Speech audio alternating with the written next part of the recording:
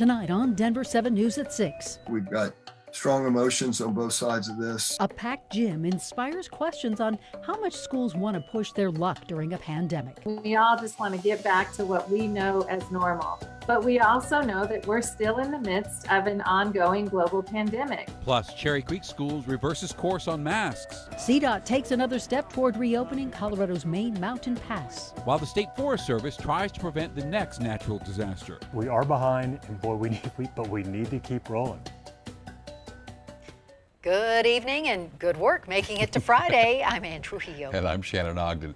There's no maybe about it here. Colorado schools are entering the semester with the knowledge that kids are going to test positive for COVID-19. And it's the trade-off districts, parents, and students are willing to make for the privilege of being in a classroom again. It's also contingent on the situation staying in check. Now, earlier this week, hundreds of Doug Coast students packed into a gym for an assembly, nearly all of them unmasked.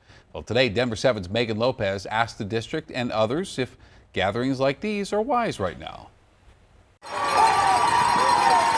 You can almost feel the excitement in the photos. After the disappointment of last school year with COVID, there's a lot of pressure on districts to return to normal this year, or as normal as they can with an unprecedented pandemic. Normal normally means assemblies to inspire school pride, and some are doing just that, like this photo of Castleview High School from Tuesday, or this one from Chaparral, and this one is from Thunder Ridge. Different schools, but a similar story of a lot of kids, very few masks, and no social distancing. It's not exactly the picture Tri-County Health was hoping for. We caught up with Dr. John Douglas earlier this week. There ought to be universal masking in schools of everybody, all ages, 2+, regardless of your vaccination status, we think is a wise strategy. These pictures come as Tri-County is seeing an increase in COVID cases among all age groups. And that's before schools have really kicked into full gear.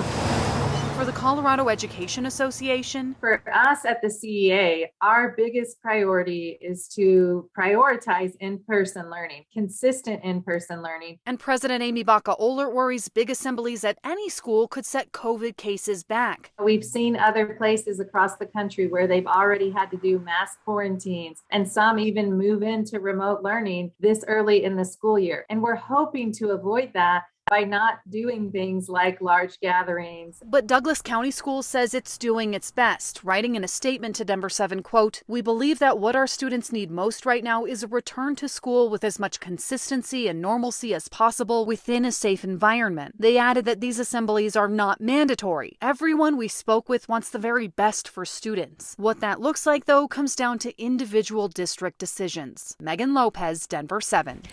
Cherry Creek Schools now says it will require masks for pre-K through 6th grade students. This move comes at the recommendation of Tri-County Health, which will meet Monday to discuss whether masks should be mandatory for every district under its supervision. And right now, schools are mostly free to make their own decisions about COVID. Governor Polis said that will remain the case unless schools are having trouble staying open. We will not overwhelm our hospitals. We will take the steps necessary to avoid doing that. We have. We are, and we will.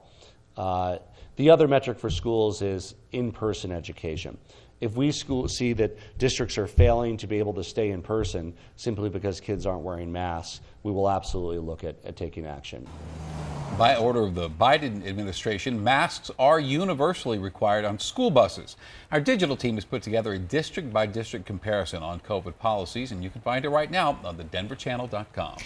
Neither Congresswoman Lauren Boebert nor the Colorado GOP are weighing in on Mesa County Clerk Tina Peters' actions or whether she should resign. Peters' office is being criminally investigated for leaking a sensitive password to a fringe right-wing website.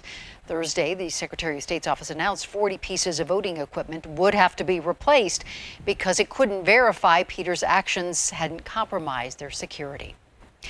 A Wyoming parolee has been arrested in a series of bank robberies in Colorado. And a criminal mastermind he is not. Federal investigators say Jared Fitzgerald held up tellers in Denver, Pueblo, and Wheat Ridge. In Pueblo, he forgot a notepad used in his job at a liquor store in Colorado Springs, and he also bought a Maserati. Police found more than $370,000 in cash in the trunk. Well, a man accused of killing someone and then shooting at Commerce City Police has been booked on murder charges tonight. Investigators say Andrew Reinecke killed 65-year-old Andrew Irvin and then opened up on officers. A bullet came so close as to tear through an officer's sleeve. Now, Reinecke was shot by police. He is tonight out of the hospital and in county jail. You know, you could actually see the mountains again today in Metro Denver, and there is a chance you'll see lightning tonight as well. Meteorologist Stacey Donaldson's here with what to expect. Stace? That was a real treat to be able to look off to the west and at least see a little bit of the mountains. Now, we did get a break from some of the smoke, and we've also had scattered thunderstorms pop up as a cold front has made its way in across eastern Colorado. Now, to our west, we have scattered thunderstorms right now, some of them a little bit heavy into the higher elevations. Now, we may see some of that pull down across the Front Range over the next couple of hours, but the flash flood warning is what we're watching here just north of Granby, and we had one near Grand Lake a couple of hours ago. This one in effect until 8:45. So heavy thunderstorms through that area, and flooding and mudslides a possibility. Now, for the rest of tonight, isolated storms are possible in the darker green shaded area from the Front Range up towards Sterling and Akron. So we'll keep a close eye on that. But poor air quality alert for the Front Range up to northeastern Colorado for ozone. Now, we're going to have slightly less smoke going into the weekend, but the pollution levels will still be high here for the Front Range. As we go through the rest of tonight, temperatures will be very comfortable in the 70s from 8 o'clock on. We'll drop to 69 degrees by 1 a.m. with partly cloudy skies. Thank you, Stacey. 1 year ago, we witnessed the beginning of the largest fire in state history. Now, recent floods through the Cameron Peak burn scar remind us we have not seen its end. We wish we could say that the fire and others like it were anomalies. So the people who maintain Colorado's forests say if we're not careful, they will become commonplace. Here's Russell Haythorne. In Colorado's scenic mountain canyons, They homesteaded here, stagecoach stopped the whole bit. and on the booming Front Range, And that all contributes to ozone production. the impact of western wildfires is evident in everything from our terrible air quality to devastating flash floods. It's overwhelming. You can't even imagine what it used to look like.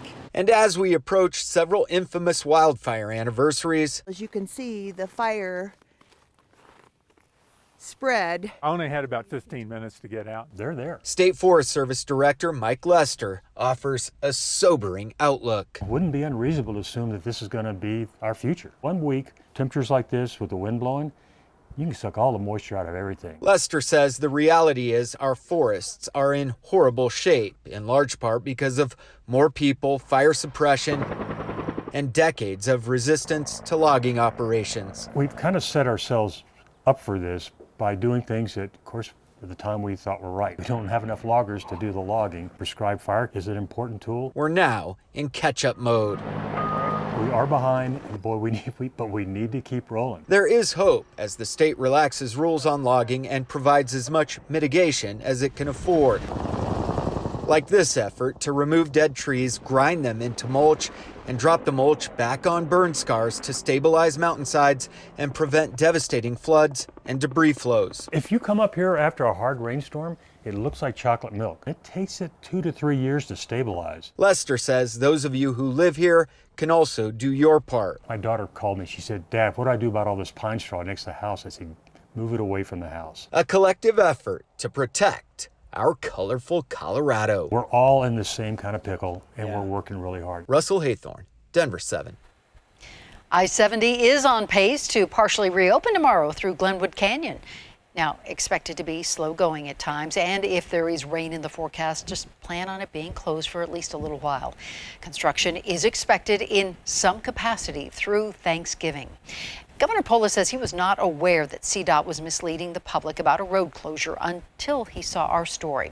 As we've reported, CDOT employees were concerned that too many people were taking Independence Pass, and they had it marked as closed on GPS systems. Well, the roads were later reopened, though not before causing confusion among drivers. And of that, the governor's office says, quote, when the governor found out about this through Denver7, he let CDOT Director Shoshana Liu know that she did the right thing and complimented her on stopping the effort to provide misinformation to the public about road closures. Barcelona Wine Bar in Larimer is now reporting 10 cases of COVID among staff. This outbreak was first confirmed last Thursday. Colorado now monitoring 146 outbreaks of the virus. And 4 cases of West Nile virus have now been detected here in Colorado. The first was in Delta County, the second in Larimer, the third and fourth are in Weld. The state health department says West Nile virus is most common in August and September. Coming up, will requiring vaccines in venues actually make people roll up their sleeves? Advocates say it's worth a shot. I think a lot of people who might have described themselves as hesitant are now going to get vaccinated. Poor air quality is still a concern here across the Front Range, but we at least are clearing things up a little bit more across Colorado. We'll take a look at our smoke outlook coming up. Oh, I can! And Trey and Matt make Casa Bonita's owners an offer they can't refuse.